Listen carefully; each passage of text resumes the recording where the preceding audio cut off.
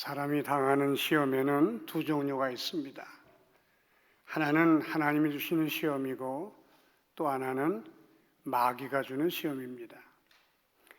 하나님이 우리를 시험하시는 목적은 우리를 훈련하고 연단해서 더 큰 믿음의 사람으로 세우시기 위함입니다. 대표적인 예가 아브라함입니다. 하나님은 아브라함을 택하여 믿음의 조상으로 세우고자 하셨습니다. 그러나 100세의 아들을 얻은 아브라함은 그 아들이 너무 귀하고 사랑스러운 나머지 아마 아들을 하나님보다 더 사랑하게 된 모양입니다. 오늘 하나님이 아브라함에게 나타나서 아브라함아 아브라함아 네 아들 이삭을 모리아산에서 내게 제물로 바치라 하는 말씀을 하셨습니다. 얼마나 아브라함이 힘들고 어려웠을까요? 몇 날 며칠 밤을 새우며 괴로워하다가 마침내 결단을 내리고 아들을 데리고 모리아산으로 갑니다.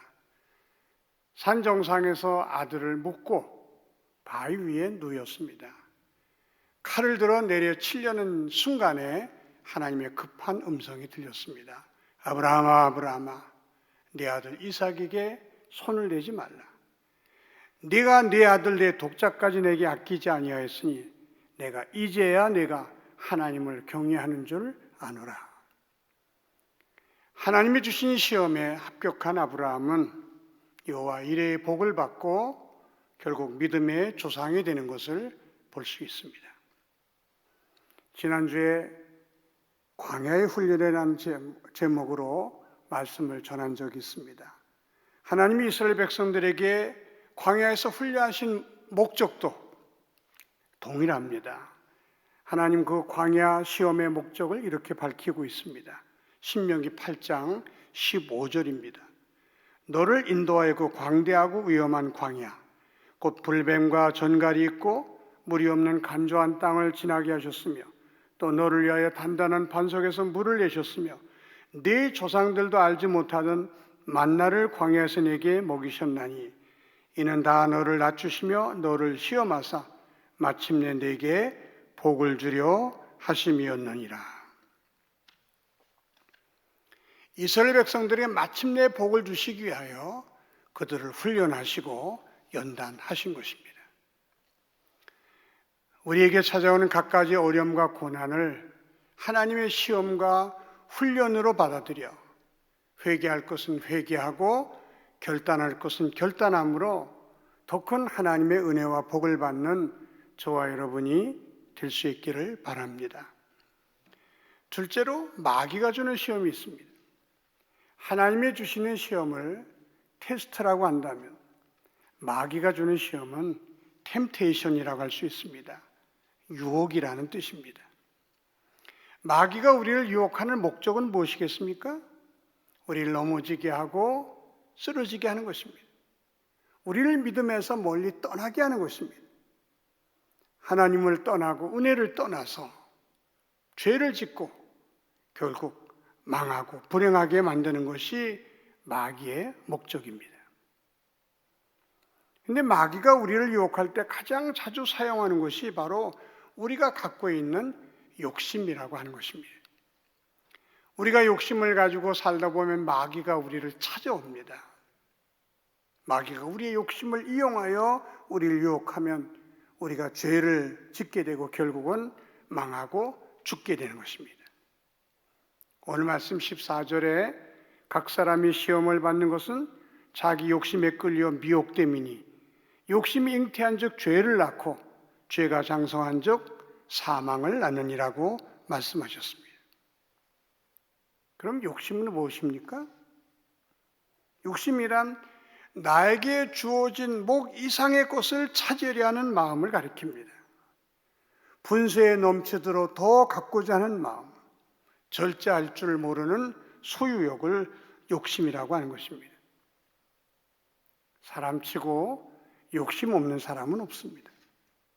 사람 누구나 다 돈을 좋아하고 정욕에 자극받고 더 높은 지위와 권력에 마음이 흔들리는 것이 사실입니다.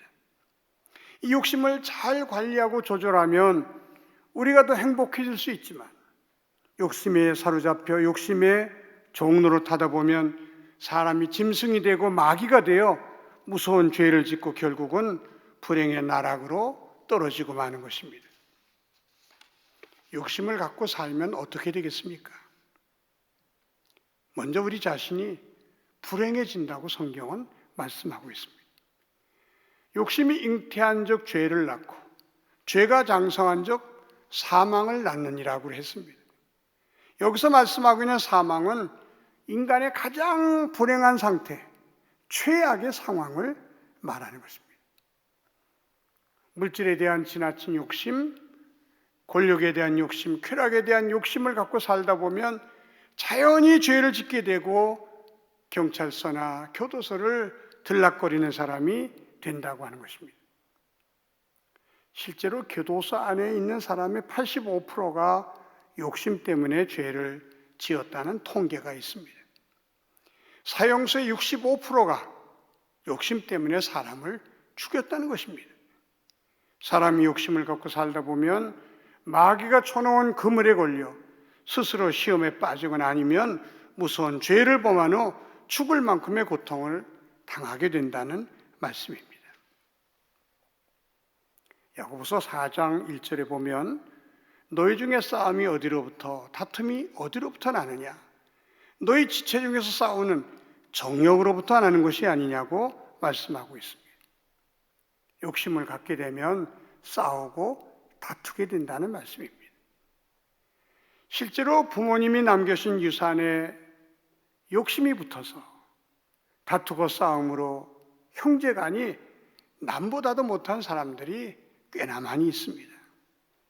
욕심을 가지고 살다 보면 시기하고 질투하게 되어 마음 편할 날이 하루도 없는 불행한 삶을 살게 된다고 하는 것입니다.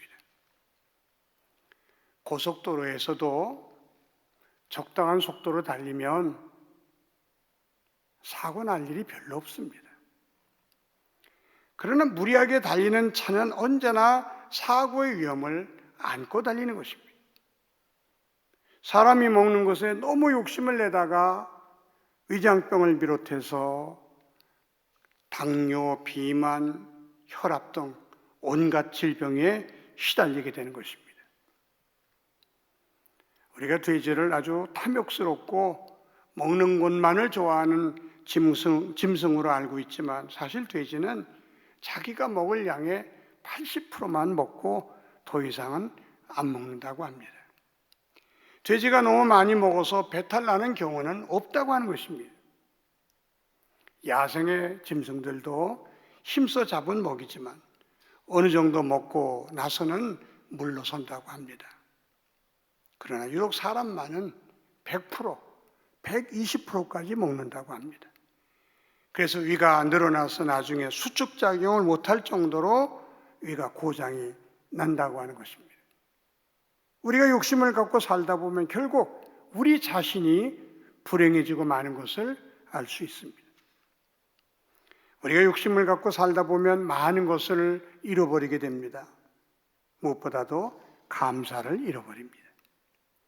감사한 일이 많은데도 욕심 있는 사람은 감사는커녕 자꾸 갈증만을 느끼게 됩니다. 계속 목이 마른 것입니다.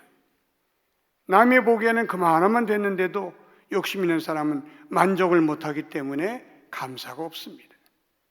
사람이 감사를 잃어버리면 행복을 잃어버린 것과 같습니다. 왜냐하면 감사 속에 행복이 있고 감사하는 자에게 행복이 오기 때문입니다. 그 감사를 잃어버렸으니 얼마나 불행한 사람입니까? 욕심을 갖고 살다 보면 사람까지 잃어버리는 경우가 종종 있습니다.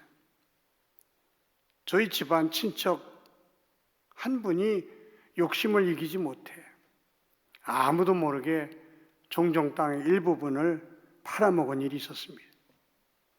나중에 들통이 나니까 그렇게 친하게 지냈던 사촌, 육촌, 팔촌이 다 원수가 되었고 그 사람은 집안에서 완전히 따돌림을 받아 외롭게 살아가고 있습니다. 우리가 지나친 욕심을 갖다 보면 형제를 잃어버리고 친척도 잃어버리고 때는 친구까지 잃어버려서 비참하게 살게 되는 이유가 되는 경우가 종종 있는 것입니다. 우리가 지나친 욕심을 가지고 살다 보면 생명까지도 잃게 됩니다. 욕심을 부리다가 죽는다고 하는 것입니다.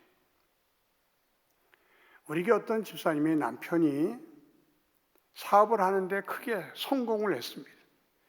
근데 그분의 공장이 너무 적어서 큰 공장으로 짓는 가운데 빨리 지어서 빨리 생산을 해 팔고 싶은 욕심에 밤낮을 가리지 않고 공장 짓는 일에 매진했습니다. 거의 밤잠도 자지 못한 상태에서 하루도 쉬지 못한 상태에서 20일째 되는 날 쓰러졌다는 연락이 왔습니다. 급히 병으로 옮겼지만 가는 도중에 숨졌습니다. 병원에서의 병명은 과로사였습니다. 하나님 우리가 과로사 할까봐 안식일을 허락해 주신 것입니다. 안식일은 주인뿐만 아니라 남정도 쉬게 하고 여정도 쉬게 하라는 것입니다. 심지어 짐승까지도 쉬게 하라는 것입니다. 너희가 욕심부리다가 죽을 수 있다. 하나님은 그걸 아셨기 때문에 안식일을 지키라고 우리에게 말씀해 주신 것입니다. 아프리카에는 원주민들이 원숭이를 잡는 아주 독특한 방법이 있다고 합니다. 원주민들이 빈 병 속에 감자나 바나나를 집어넣어서 여기저기 흩어놓으면 원숭이들이 내려와 병 속에 손을 넣어서 감자를 쥐고 바나나를 쥔다고 하는 것입니다. 그때 사람이 뛰어나오면 손을 얼른 놔야 병에서 손이 빠질 수 있는데 욕심 있는 이 원숭이들이 감자를 놓지 않는다고 하는 것입니다. 바나나를 놓지 않음으로 말미암아 결국 나무에 올라가지 못해서 원주민들이 몽둥이로 때려서 원숭이를 잡는다고 하는 것입니다. 때로는 우리도 원숭이처럼 욕심을 내려놓지 못해서 생명까지 잃는 경우가 없지 않아 있는 것입니다. 성경은 욕심이 잉태하여 죄를 낳고 죄가 장성하여 사망을 낳느니라. 사망의 원인 중에 하나가 욕심임을 우리에게 가르쳐 주신 것입니다. 그러면 어떻게 욕심을 극복하고 살 수 있을까? 어떻게 하면 이 욕심을 잘 관리하고 조절하며 살 수 있을까? 첫째로 자족하는 마음을 가지고 살아야 한다. 성경은 그렇게 말씀해 주고 있습니다. 디모데전서 6장 6절입니다. 그러나 자족하는 마음이 있으면 경건에 큰 이익이 되느니라. 우리가 세상에 아무것도 가지고 온 것이 없음에 또한 아무것도 가지고 하지 못하리니 우리가 먹을 것과 입을 것이 있은즉 족한 줄로 알 것임이라.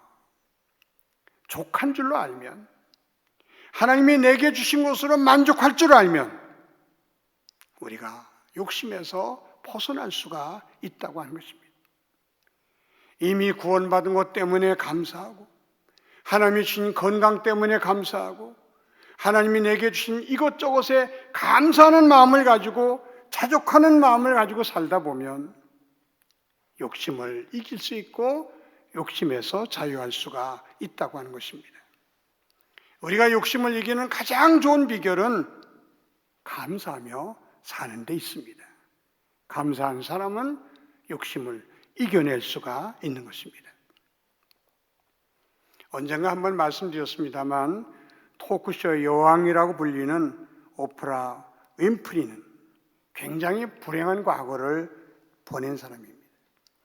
10대에 성폭행을 당했고 빈민굴에 살면서 말할 수 없는 고통을 겪었던 사람입니다. 그녀도 처음에는 자신의 처지와 상황을 불평하고 원망하며 살았다고 합니다. 그러다가 세상을 원망하고 저주하고 많은 사람을 미워하며 살다가 내가 먼저 폐인이 되겠다. 그렇게 그는 깨닫고 하나님께 감사하며 살자고 결단하게 됩니다. 그녀는 하루에 5가지 이상씩 꼭 감사하자 결단하고 밤에 자기 전에 감사의 일기를 쓰는데 최소한 5가지 이상 감사의 조건을 찾아서 기록했다고 합니다. 그녀는 매일 그렇게 5가지를 감사하며 살았더니 어느덧 하나님이 그녀를 축복해 주셔서 세계적인 토크쇼의 여왕으로 만들어 주셨다고 간증하고 있습니다. 없는 것 때문에 원망하고 불평하고 그것 때문에 너무 목말라 하지 마시고 하나님이 이미 나에게 주신 모든 것들을 생각하고 바라보며 감사하고 만족해하면서 우리 욕심을 다스려 나가는 저와 여러분이 되시기를 바랍니다. 둘째는 성령의 다스림을 받을 때 욕심을 조절할 수 있고 욕심을 극복할 수 있다고 말씀하고 있습니다. 갈라디아서 5장 16절 말씀입니다. 내가 이르노니 너희는 성령을 쫓아 행하라. 그리하면 육체의 욕심을 이루지 아니하니라. 하나님께서 우리 마음속에 성령을 쫓는 마음도 주시고 욕심을 쫓을 수 있는 마음도 주셨다는 것입니다. 우리가 성령을 쫓아 행하면 욕심의 욕구를 이길 수 있고 욕심을 따라 행하면 성령의 감동을 우리가 무시하게 된다고 하는 것입니다. 하나님은 성령과 욕심 이 2가지를 우리 마음속에 주시고 우리에게 선택하라고 말씀하시는 것입니다. 때로 우리는 하나님 강압적으로라도 하나님의 그 능력으로 강제적으로라도 나를 사로잡아서 하나님의 뜻대로 살게 해주세요.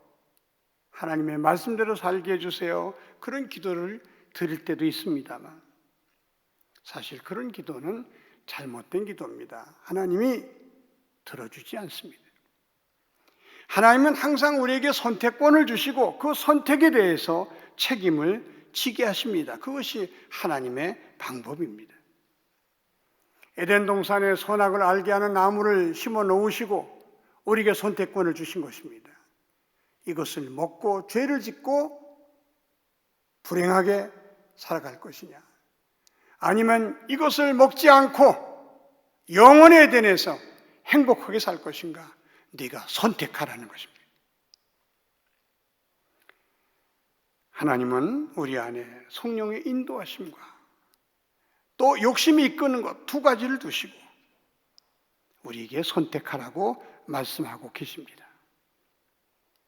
성령을 따라 살면 평안과 행복이지만 욕심을 따라 살면 죄짓고 불행해지는 것입니다.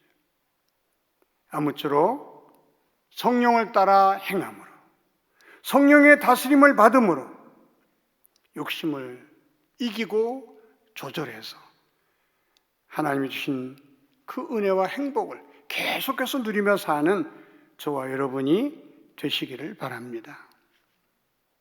셋째는 나눔의 삶을 살 때 우리가 욕심에서 벗어날 수 있다고 하는 것입니다. 우리가 무엇을 얻을 때도 기쁘지만 사실 하나님께서 주신 것을 이웃과 함께 나눌 때 우리에게 진정한 기쁨과 행복이 깃드는 것입니다. 성경은 언제나 우리에게 나눔의 삶을 권면하고 있습니다. 예수님은 우리에게 생명을 나눠주셨습니다. 가장 귀한 것을 나눠주신 것입니다. 그래서 우리는 예수님은 가장 귀한 분으로, 가장 위대한 분으로 생각하고 살아갑니다. 우리가 얼마나 많은 사람과 나누며 사느냐에 따라서 그 사람의 위대함이 결정되는 것입니다. 세상 사람들은 남을 많이 다스리고 지배하고 많은 것을 가져야만 큰 사람으로 착각하며 살지만 성경은 오히려 반대로 얼마나 많은 사람에게 나눠줄 수 있고 얼마나 많은 사람에게 나눠주며 사는가에 따라서 그 사람의 위대함이 결정된다고 말씀하고 있습니다. 작은 것이라도 나눌 때 우리 마음에 기쁨이 있고 행복이 있는 것입니다. 나누면서 사는 사람은 자신의 욕심을 조절할 수 있고 다스릴 수 있게 되는 것입니다. 그래서 나눔의 삶이 복된 것입니다. 나누며 살다 보면 행복하게 되는 줄로 믿으시기 바랍니다. 왜냐하면 욕심에서 벗어날 수 있기 때문입니다. 욕심을 따라가지 않기 때문에 반드시 행복하게 되어 있는 것입니다.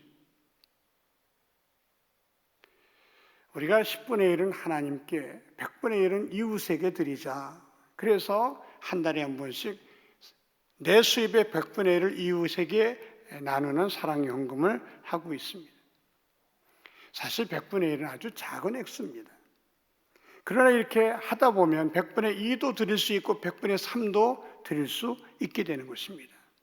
이렇게 나눔의 삶을 실천하다 보면 우리가 욕심에서 벗어날 수 있게 되고 또 욕심을 조절할 수 있는 사람이 될 수 있습니다. 아무쪼록 욕심을 다스리며 삶으로 하나님이 주신 행복을 선물로 받는 저와 여러분이 되시기를 바랍니다. 캐나다에 있는 브리티시 콜롬비아라는 대학에서 부자들 600명을 대상으로 연구를 했다고 합니다. 그 많은 사람들에게 어느 때 가장 행복했습니까? 하는 질문을 던졌더니 어떤 사람은 조금 투자했는데 많은 이익을 얻었을 때 가장 행복했다. 그렇게 대답한 사람이 있었습니다. 또 어떤 사람은 사업이 지속적으로 잘 운영될 때에 행복했다. 또 유능한 인재를 영입했을 때 행복했다. 등 많은 대답이 나왔지만 공통적인 대답은 번 돈을 의미 있고 가치 있게 사용할 때 가장 행복했다 였습니다. 자선단체에 돈을 기부할 때 어려운 사람을 재기할 수 있도록 도왔는데 그 사람이 마침내 재기했을 때 다른 사람을 돕고 또 있는 것을 나눌 때 가장 행복했다는 것이 공통적으로 나온 결론입니다. 브리티시 콜롬비아 대학에서 연구한 연구서 맨 마지막 줄은 이렇게 끝이 난다고 합니다. 돈으로도 행복을 살 수 있다. 단 그 돈은 남을 위해서 사용할 때다. 그렇습니다. 우리가 돈으로도 행복을 살 수 있지만 그때 그 돈은 남을 위해서 사용할 때인 것입니다. 우리의 욕심에 사로잡히지 않고 하나님이 주신 것들 이웃과 함께 나눌 때에 우리는 욕심을 다스리며 조절할 수 있고 그 결과 하나님이 주시는 은혜와 축복을 마음껏 경험할 수가 있는 것입니다. 행복은 환경에 있는 것이 아닙니다. 나의 불행은 다른 사람 때문이 아닙니다. 내 안에 있는 욕심을 다스리지 못해서 내가 불행해지는 것입니다. 내 안의 욕심을 잘 다스리고 통제할 수만 있다면 우리는 누구나 다 행복한 삶을 살 수 있는 것입니다. 아무쪼록 성령의 다스림을 받고 하나님이 주신 것들을 조금씩 나누며 삶으로 욕심에서 벗어나 욕심을 통제해가면서 남은 생애를 행복하게 사는 저와 여러분 모두가 되시기를 주님의 이름으로 축원합니다. 기도드리겠습니다. 하나님 아버지 감사합니다. 누구나에게 있는 욕심을 저희들이 잘 다스리고 통제해서 하나님이 주시는 은혜와 축복을 지속적으로 받아 누리는 복된 성도들이 되게 하여 주시옵소서. 예수님의 이름으로 기도하옵나이다. 아멘.